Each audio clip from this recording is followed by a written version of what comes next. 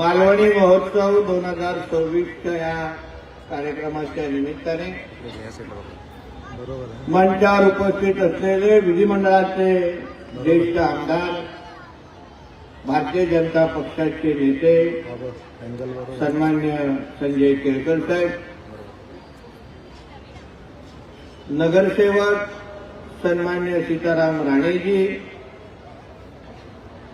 वैभव कदम सन्मान्य वैभव कदम नगरसेवक, सन्मान्य विकास पाटील नगरसेवक,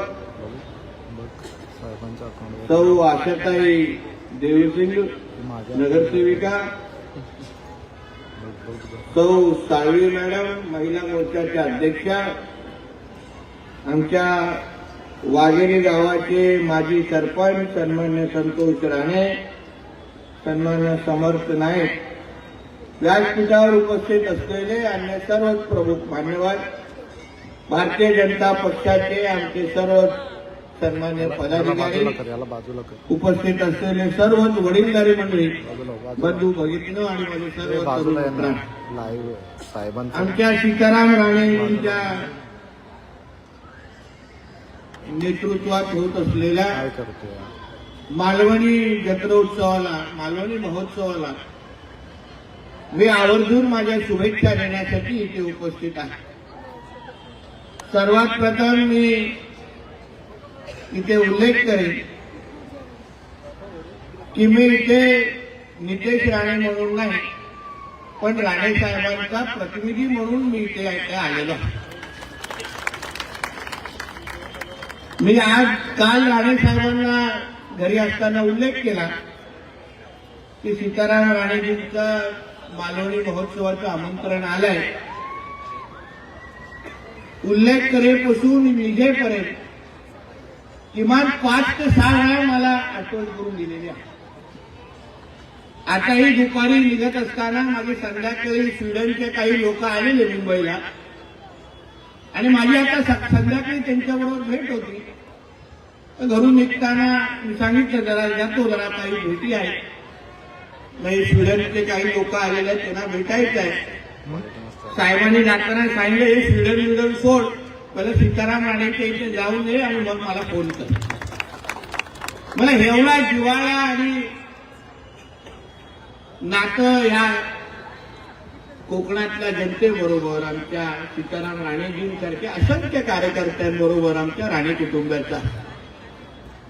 आज वर्षानुवर्ष आमच्या सीताराम राणेजी हे मालवणी महोत्सव इथे आयोजित करतात आणि यावेळी तर खास आहे, कारण का यावेळी आमचे सीताराम राणे त्या नावापुढे नगरसेवक पण लागला असल्यामुळे त्यांना खास शुभेच्छा देण्यासाठी आवर्जून आलेले. मला आठवतं त्यांच्या प्रचाराच्या निमित्ताने केळकर साहेब पण होते आणि आम्ही सगळेजण ते अशा आगळ्या वेगळ्या कुठलीतरी गाडी आणलेली तेव्हा, आणि एवढं गोल गोल गोल गोल फिरवत होते. मी त्यांना सांगितलं हे संपणार आहे की नाही, पण शेवटी मला उतरवलं. पण तेव्हाच पूर्ण वातावरण बघितल्यानंतर मला एवढा विश्वास वाटला की निकाल लागल्यानंतर आमचे सीताराम राणे नक्की निवडून येतील आणि आपण सगळ्यांच्या आशीर्वादामुळे आमचा हक्काचा माणूस आज ठाणे महानगरपालिकेमध्ये उपस्थित आहे. यासाठी तुमचं सगळ्या जणांचं मनापासून मी आभार मानतो. शेवटी कोकणातले माणसं जिथे जिथे आहेत, आम्ही गाव सोडून शहरांकडे आलो रोजगाराच्या निमित्ताने, नोकरीच्या निमित्ताने, आणि आज मुंबई, ठाणा, कल्याण, डोंबिवली आजूबाजूच्या परिसरात राहिलो असलो तरी आमच्या सगळ्यांमध्ये असलेला संवाद, नातं, गावाकडे गेल्यानंतर आठवणीने एक दुसऱ्याला फोन करणं, विचारपूस करणं, हे आम्ही आताही कोणीच आपण सोडलेलं नाही. आणि सन्मान्य राणे साहेब आणि आपल्या सगळ्या जणांचं ते एक अटूट नातं आहे. राणे साहेबांनी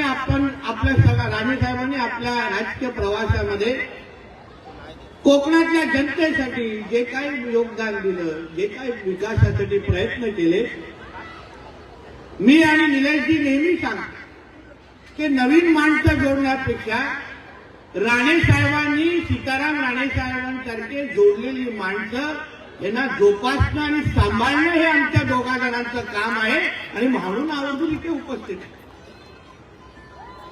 आजच सकाळी मी केळकर साहेब, मी मुंबईच्या महापौरांना एक पत्र लिहिलं आहे. मुंबईच्या महापौर पण आमच्या कोकणातल्याच आहेत, ऋतू तावरे, आमच्या पेंडूर गावाचे आहेत मला वाटतं, मालवण. आणि कुठे खारेपाटी, म्हणजे दोन्ही बाजूने आमच्याच आहे. आणि त्यांना पत्र लिहिलं की मॅडम, आपण कोकणातले आहात, आज आपण मुंबईतल्या राहणाऱ्या कोकणातल्या जनतेचे आशीर्वाद घेऊन आज आपण महापौर झालेला आहात. आज मुंबईत कोकण आणि कोकणात मुंबई हे समीकरण वर्षानुवर्ष आपण पाहतो. पण मुंबईतला राहणारा, ठाण्यातला राहणारा, कल्याण डोंबिवलीतला राहणारा जो आपला कोकणातला माणूस आहे, त्याच्यासाठी हक्काचं एकही कोकण भवन आजपर्यंत आपण या शहरामध्ये उभं करू शकलो नाही. ज्या वास्तूमध्ये कोकणातला माणूस गेल्यानंतर आपली खाद्य पद्धती, आपली खाद्य संस्कृती, आपली एकंदरीत भजन संस्कृती असो, आपले नाट्य, विविध आपल्या दशावतार सारखी नाटकं असतील, की आपल्या विविध खाद्य पदार्थ जे आपल्याला भेटतात, जे असंख्य या बचत गट स्टॉलमध्ये आपल्याला उपलब्ध होतील, या सगळ्याचा एक केंद्र म्हणून आणि त्याबरोबर आपले जे मुलं मुली जे इथे शिकतात किंवा जे गावावरून जे आपण काही लोक कधी कधी नातेवाईकांना भेटायला येतो, आपल्याही हक्काचं त्या त्या शहरामध्ये कोकणातलं भवन असलं पाहिजे, ह्या संबंधितची मागणी मी मुंबईच्या महापौरांकडे केली आहे. म्हणून आता मी केळकर साहेबांनी पण हेही सांगितलं की साहेब, मुंबईमध्ये तर होणार आहे, तुम्ही आणि आता सीताराम राणेजी आमच्या ठाण्यामध्ये पण हक्काचं कोकण भवन उभं करा, हे मी आवर्जून तुम्हाला या निमित्ताने. राणे साहेब, तुमची जबाबदारी ह्याच्यामध्ये दुप्पट आहे. तुम्ही महापालिकेमध्ये बोला, पायाच्या आयुक्तांशी मी स्वतः बोलतो, मी मुख्यमंत्री साहेबांशी बोलतो. कोकणातल्या माणसाचं ह्या शहरांमध्ये असलेलं योगदान, मग मुंबई असो, ठाणे असो, कल्याण डोंबिवली, कुठल्याही शहरामध्ये कोकणातल्या माणसाच्या शिवाय मुंबई, ठाणा हे आजूबाजूचे परिसर चालूच शकत नाही असं मानणारे देखील आहे. आज मी एकंदरीत मंत्रालयाचा हिशोब घातला, विधिमंडळाचा हिशोब घातला, प्रत्येक दुसरा माणूस आमचा कोकणातला भेटतो आम्हाला. एक गावाचा इथे ओळख देतो, दुसरा मालवणीमध्ये हाक मारतो, दुसरा काहीतरी वेगळं बोलतो. म्हणजे कोकणातला माणूस प्रत्येक पावलावर आपल्याला भेटतो. म्हणून त्याची काळजी घेणं, त्याला ताकद देणं, हेही लोकप्रतिनिधी म्हणून आपल्या सगळ्या जणांचं काम आहे. म्हणून येणाऱ्या कालावधीमध्ये या शहरांमध्ये महापालिकेच्या माध्यमातून चालणारं त्या भूखंडावर असलेलं हक्काचं कोकण भवन हे आपल्या ठाण्यामध्ये पुढच्या 5 वर्षामध्ये उभं राहिलंच पाहिजे, हे आवर्जून तुम्हाला या निमित्ताने सांगतो. आवर्जून ही मागणी आहे आणि हक्क आहे आणि आपला हट्ट पण आहे, असलाच पाहिजे. त्याशिवाय आपल्या सीताराम राणेजींना सांगा, तुम्ही गप्पच बसू नका, पुराचं सभागृह पाहिजे डोक्यावर घ्या, शेवटी आपल्या रक्तातच आहे. आम्ही बघा कुठेही असलो तरी काय घाम काढण्याशिवाय गप्प बसत नाही, राणेंचे गुणधर्म आहे ते. म्हणून आपण जिथे असो आपला आवाज असला पाहिजे लोकांच्या समोर, लोकांना वाटलं पाहिजे की नाही बाबा, जसं विधिमंडळामध्ये आणि लोकसभेमध्ये राणे आहे तसे ठाण्या महापालिकेच्या सभागृहामध्ये पण एक राणे आलाय असं लोकांना वाटलं पाहिजे आणि अनुभव घेतला पाहिजे. तसं आपण दणाणून सोडाल असं माझा ठाम विश्वास आहे. आणि म्हणून या सगळ्या गोष्टी आपण नजरेसमोर ठेवून आमच्या सगळ्यांची अपेक्षा आहे. राणे साहेब नेहमी म्हणतात, या शहरांच्या विकासामध्ये, जडणघडणमध्ये कोकणातला माणूस कुठे आहे, आपलं योगदान काय आहे, ह्याचा विचार करून आपण ह्या सगळ्या महोत्सवांच्या निमित्ताकडे पाहिलं पाहिजे. आज जवळपास 70 स्टॉल आहेत, त्याच्यामध्ये अन्य भाषिक लोकांची पण स्टॉल आहे, अन्य जिल्ह्याचे पण स्टॉल आहे, पण प्रामुख्याने आपल्या कोकणातले स्टॉल. प्रत्येकाचा आज ही संधी राणे साहेबांनी, सीताराम राणेजींनी का दिली, त्याचा विचार करून आपण स्टॉलकडे पाहिजे.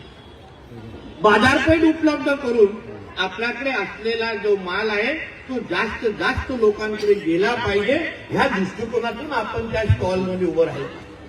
मी आंबा महोत्सवाच्या संदर्भात आमच्या केळकर साहेबांनी सांगितलं, मला एक चांगला अनुभव आंबा महोत्सवाच्या निमित्ताने जेव्हा मी मुंबईकडे एकदा घेत होतो तेव्हा आला. मला मी आंबा महोत्सव घेण्याचं मुंबईमध्ये ठरवलं.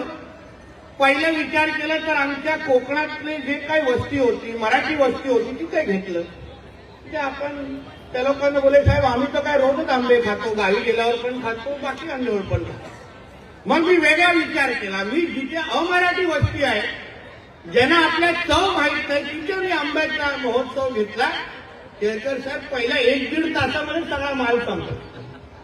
म्हणजे आपल्या आंब्याला चव एवढा आहे की आपण थोडं दुसऱ्या भागामध्ये अगर गेलो तर त्यांना न अनुभव घेत असलेला चव आपल्या आंबा आणि काजूचा असल्यामुळे भरपूर त्याच्या मागणी आहे. म्हणून त्याही मार्केटकडे राणेसाहेब आपण आवर्जून या निमित्ताने पाहिलं पाहिजे. आज आम्ही मंत्रिमंडळात आहोत.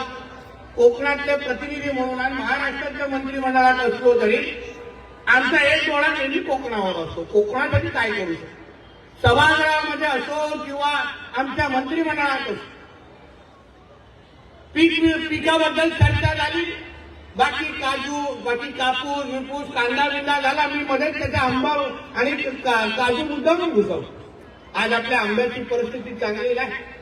आंबा बागायतदार पुरा निसर्गाच्या ह्या हवामानामुळे आपल्या कोकणातले आंबा बागायतदार त्रस्त आहेत आणि म्हणून ते आमच्याकडे असे मी बघत असल्यामुळे विधिमंडळामध्ये आणि मंत्रालयामध्ये आपल्या आंबा बागायतदारांना जास्तीत जास्त मदत मिळवून देण्याच्या दृष्टिकोनातून आमचं राज्य सरकार पूर्ण पद्धतीने त्यांच्याबरोबर ताकदीने उभं आहे.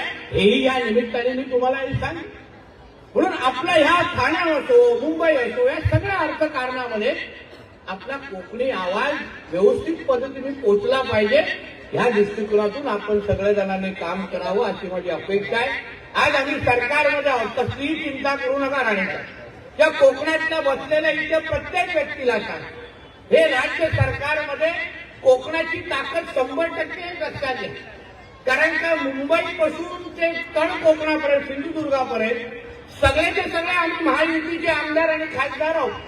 एक चुकून ते आपल्या चिपळूणमध्ये कोणतरी 1200 मतांनी निवडून आले विरोधकांचे, बाकी लाईनीत आम्ही आहोत. एवढी पूर्ण ताकद अगर राज्य सरकार म्हणून राज्य सरकारमध्ये आपली असताना कोकणातल्या माणसांनी जास्तीत जास्त स्वप्न बघावे आणि पूर्ण करण्याची जबाबदारी ही आमच्या सगळ्यांची असेल. हा विश्वास तुम्हाला मी आजच्या निमित्ताने देणार आहे. चांगल्यातल्या चांगल्या नोकऱ्या कशा उपलब्ध राहतील, चांगल्यातली चांगली तरुणांना संधी कशी भेटेल, यासाठी आम्ही 24 तास काम करतो. आमच्या इकडे रोजगाराचा प्रश्न फार मोठा आहे. नोकऱ्यांचा आम्ही तिथे गेलो तर लगेच रोजगाराच्या संदर्भात बोलतो. ते साहेब आमची मुलं शिकत नाही, आमची मुलं शिकलेली मुलं घरी बसलेली आहेत, काही मुंबई पुणा ठाण्याकडे जातात, आमच्या गावाकडे थांबली पाहिजे. याही दृष्टिकोनातून राज्य सरकार म्हणून असंख्य चांगले विषय आणि प्रकल्प आम्ही आणून पाहतो. आणि म्हणून आपल्याला सांगतो की आपण ठाण्यामध्ये राहत असताना कोकणी माणसांनी पण जे जे आपले प्रश्न राज्य सरकारचे असतील, जे जे प्रश्न किंवा जे जे विषय आपल्याकडे असतील ते हक्काने आपण आमच्यापर्यंत पोहोचवावे. पूर्ण करण्याची जबाबदारी सीताराम राणेजींची जशी आहे तशी नितेश राणेची पण आहे. हाही विश्वास तुम्हाला मी आजच्या निमित्ताने देणार आहे. आज एक चांगला उपक्रम आमचे सीताराम राणेजी 27 वर्ष घेत आहेत. पूर्ण वातावरण पाहिल्यानंतर 27 वर्ष एक कार्यक्रम घेणं असं सोपं नाही. काही लोक 3-4 वर्ष घेतात आणि गाडी बंद पडते. ही 27 वर्ष सलग आमचे सीताराम राणेजी काम करतात. कोकणातले असंख्य, मला आठवतं जेव्हा मी प्रचारासाठी आलेलो, मला आवर्जून सांगितलं की साहेब इथे कोकणातले लोक जास्त राहतात. आता राणेसाहेब आपल्याला निवडून तर दिलंय, आता 5 वर्षानंतर जेव्हा परत एकदा तुमच्या प्रचाराला येईल तेव्हा लोकांनी स्वतःच सांगितलं पाहिजे की साहेब प्रचार पण करू नका, पुढचे 25 वर्षासाठी हाच आम्हाला नगरसेवक पाहिजे, असा हक्काने लोकांनी तुमच्यासाठी सांगितलं. बाकी तुम्हाला सरकारमध्ये मी आहे, केळकर साहेब आहे, पाहिजे तर मागा ना, आम्ही आहोत. आता भारतीय जनता पक्षाचा बालेकिल्ला आहे आपलं कोकण म्हटलं तर. कोकणातला कुठलाही आमदार हा भारतीय जनता पक्षाच्या शिवाय येऊ शकत नाही, एवढी ताकद आमच्या भारतीय जनता पक्षाची आहे कोकणात. म्हणून त्याची तुम्ही चिंता करू नका. तुम्हाला जी ताकद राज्य सरकार म्हणून तुमच्या मागे उभी करायची आहे ती उभी करण्याची जबाबदारी माझी आहे. तुम्ही फक्त आमच्या कोकणातल्या जनतेची सेवा करा, जास्तीत जास्त त्यांचे प्रश्न सोडवा. ठाणे महापालिकेच्या माध्यमातून जे जे आमच्या तरुणांचे प्रश्न आहेत, जे जे 2 हाताला त्यांना काम देऊ शकतो, जसं तुम्ही या मालवणी जत्रा उत्सवाच्या निमित्ताने त्यांना आता बाजारपेठ मिळवून दिली आहे, तसं ठाणा महापालिकेच्या माध्यमातून आमच्या कोकणातल्या तरुणांना उद्योग धंदे व्यवसाय कसे उभे करून देऊ शकता यासाठी पण काही संकल्प मांडा. यासाठी पण बजेटमध्ये काही तरतूद करून घ्या आणि मग तिथे पाहिजे तर आपण ताकद एकत्र पद्धतीने लावू. म्हणून ह्या सगळ्या गोष्टी बोलत असताना आमच्या सीताराम राणेजी असो किंवा आमच्या वाघेरीचे संतोष राणे हे आम्ही सगळेजण सिंधुदुर्ग असो का इथे आम्ही सगळेजण एक दुसऱ्याशी संलग्न राहून संपर्कात राहून वर्षानुवर्ष खांद्याला खांदा लावून काम करणारे आम्ही सगळे कोकणाच्या विकासासाठी झटकणारे कार्यकर्ते आहोत.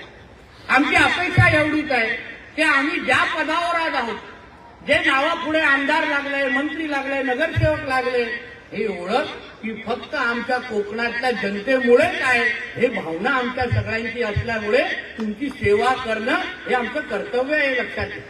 आणि म्हणून हक्काने तुम्ही काही गोष्टी आम्हाला सांगावं एवढीच विनंती ह्या निमित्ताने सांगतो. आणि केळकर साहेबांनाही सांगतो की साहेब आमचे सीताराम राणेजी आता निवडून गेले आहेत, कुठली तरी चांगल्या समितीमध्ये त्यांना आपण बसवावं जेणेकरून काम करण्याची अजून चांगली संधी मिळेल. अजून ऑन रेकॉर्ड सांगतो जेणेकरून जर सांगतील की फोनच लागला नाही असं विषय राहतो. आणि केळकर साहेबांनी मनात आणलं आणि वरती राणे साहेब मी आम्ही सगळे आहोत मागे, राणेंच्या मागे ताकद उभी करण्याची गरज, आम्ही सगळे राणे त्यांच्या मागे उभे आहोत. फक्त केळकर साहेब आमच्या माणसाची काळजी घ्या, ताकद द्या. मी तुम्हाला विश्वास देतो कामामध्ये कुठेही कमी पडणार नाही, असे आमचे सीताराम राणे काम करून दाखवतील हा विश्वास या निमित्ताने मी व्यक्त करतो. परत एकदा सीताराम राणेजी आपण इथे बोलवलं, राणे साहेबांबद्दल एवढी आठवण त्यांनी तुम्ही सांगितलं, तुमचे मी मनापासून मी आभार मानतो. हा वर्षी चुकला असला तरी पुढच्या वर्षी राणेसाहेब नक्की तुमच्या मालवणी महोत्सवाला येतील, उपस्थिती लावतील आणि 1 के 7 दूसरा भी फ्री मिलेगा म्हणून मीही त्या निमित्ताने निश्चित पद्धतीने येईल एवढं सांगतो आणि इथेच थांबतो. जय हिंद, जय महाराष्ट्र. सर्व पत्रकारांना नम्र सूचना आहे की आपण मंदिराजवळ थांबायचं आहे. त्या ठिकाणी साहेब बाईट देतील. अतिशय अनमोल असे विचार साहेबांनी या ठिकाणी व्यक्त केले.